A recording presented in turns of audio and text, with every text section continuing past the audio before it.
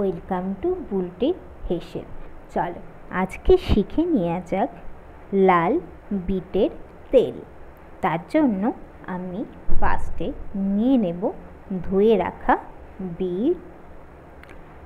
Bit কেটে নেব দুপাশের মুখটা, তারপরে আমরা কিন্তু খোসাটা ছাড়িয়ে নেব। তারপরে একটা গ্রেটার দিয়ে ফার্স্টে আমরা গ্রেট করে নেব। তোমরা চাইলে এমনি কুচি কুচিভাবে কেটে নিতেও পারো, আমি গ্রেট করে নিয়েছি। বিটের তেল করার জন্য এটাই পারফেক্ট। ফার্স্টে আমি গ্রেট করে নিলাম, আর কিন্তু লাস্টে দেখবে ঝুরু ঝুরু ঝুরু ঝুরু ভাবটা চলে আসবে, এতে কিন্তু জলটা ফেলা লাগে না।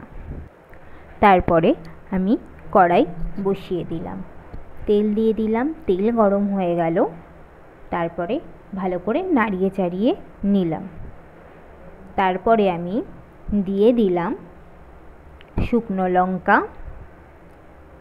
আর কালো জিরে। তোমরা এখানে পাঁচফোড়নটাও ইউজ করতে পারো, আর কাঁচা লঙ্কার থেকে শুকনো লঙ্কাটা দিলে বেশি টেস্ট হয়।